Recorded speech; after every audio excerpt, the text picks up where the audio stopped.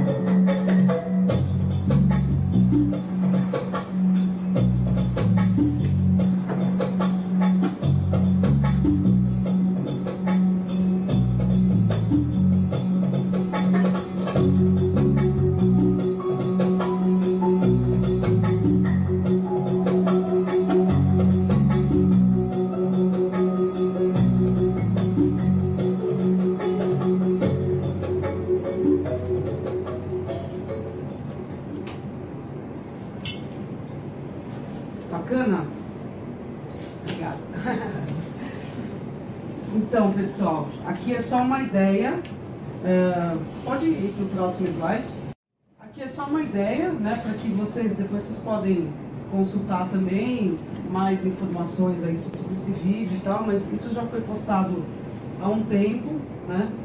E então, assim, não sei se muitos aqui já viram um tipo de coisa assim, mas isso é um retrato que eu posso dizer para vocês o que é o futuro, né, em relação a comodidade para nós consumidores, né, que eu, por exemplo, sou uma pessoa que, se você me mandar ir na loja experimentar roupa, eu não vou. Né, ao contrário da maioria das mulheres que adoram ir visitar a loja e vestir um monte de roupa e trocar e não sei o que, eu já não tenho essa paciência. Então, para mim, isso já seria, assim, perfeito, maravilhoso. Não precisa nem ir na loja, eu que não tenho tempo, não precisa nem ir na loja, inclusive, né? Eu que não tenho tempo para nada, para mim isso aqui já é, assim, a quinta maravilha do mundo.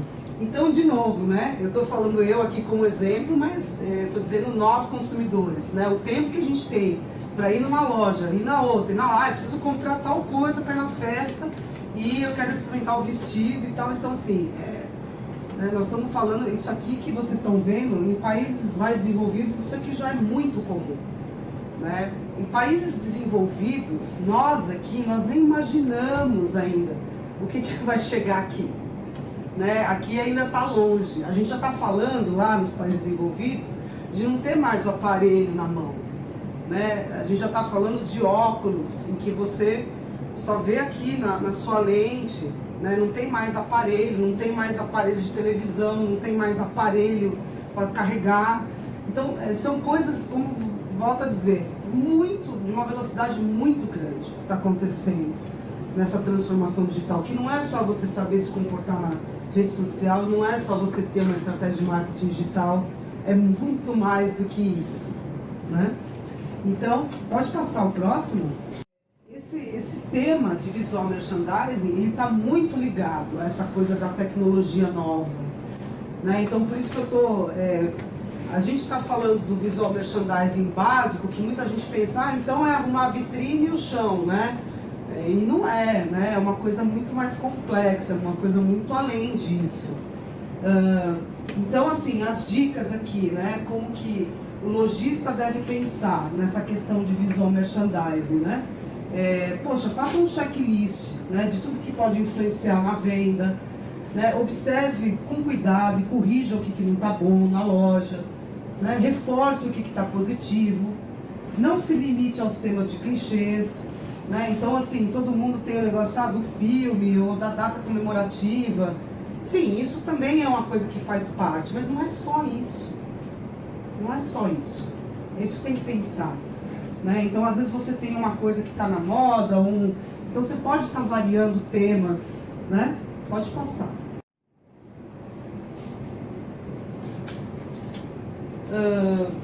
Os pontos quentes da loja, né? Isso ainda aqui no Brasil, para nós, é muito manual ainda. Tem que ser da percepção de vocês, profissionais que vão arrumar a loja.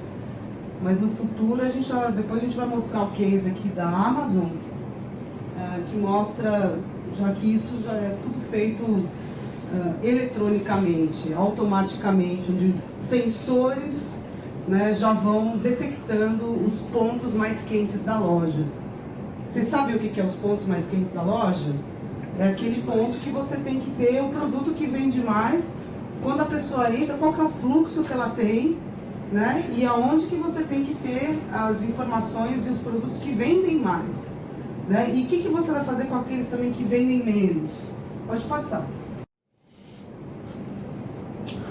Aqui uma dica para banco de imagens. Windowsware.com, se vocês quiserem olhar um pouquinho e fuçar um pouco sobre visual merchandising, sobre ideias de conceitos de vitrines, é uma das dicas aqui que eu dou, tá? Para vocês estarem consultando.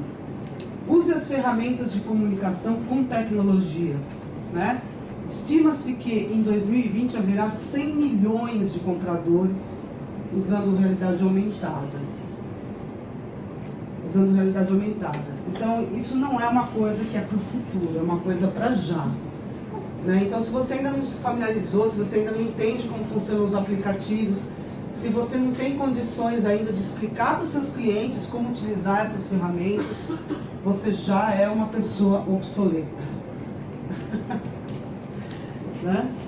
Pense em impactar o cliente através de um ambiente agradável, né? Então, o que eu falei, consulte profissionais de arquitetura, de design, né? Muitas soluções demandam maiores investimentos e outras não, outras é muito mais da criatividade.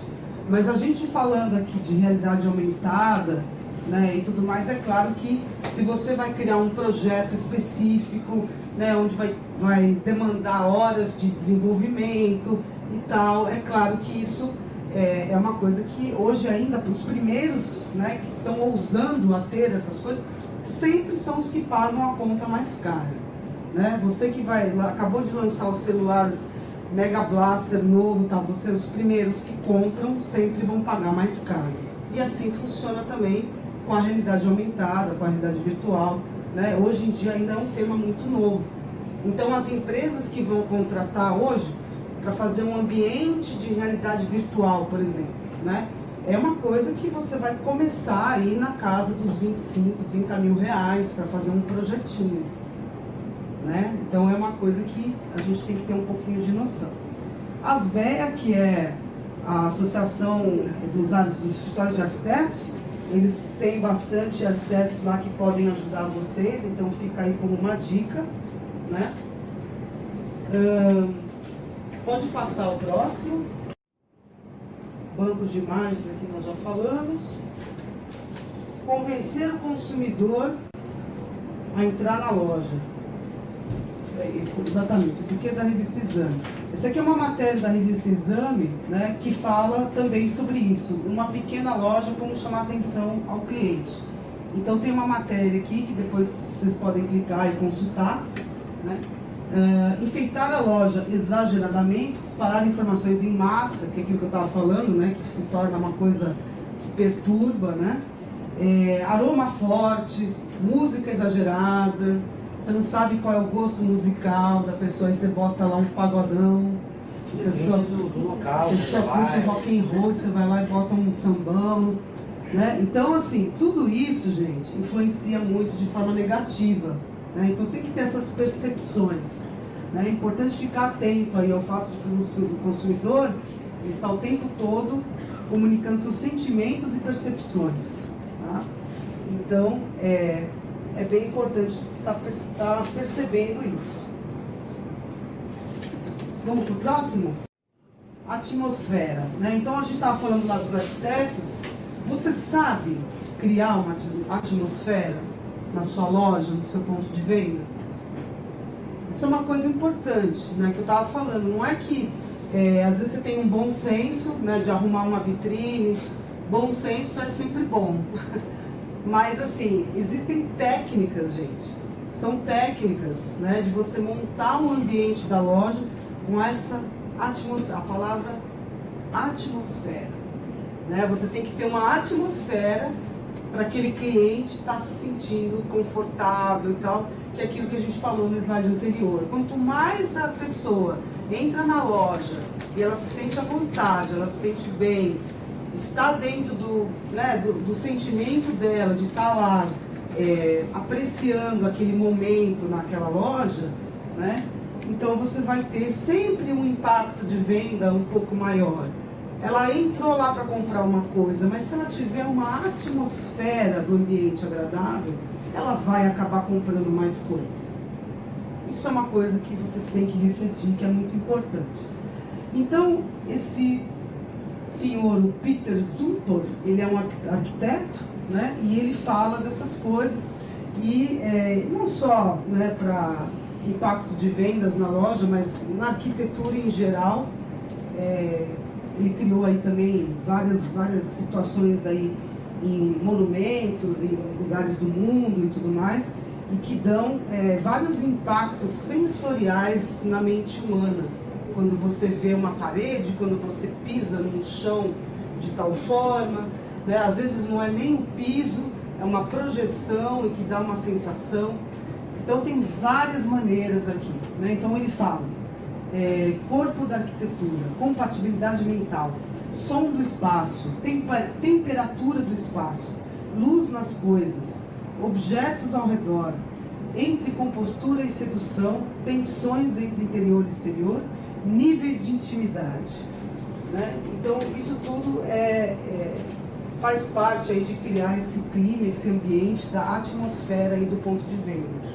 Então ele tem livros, né? Ele fala aí sobre isso e tal, e existe toda uma técnica atrelada a isso em arquitetura sensorial, tá bom?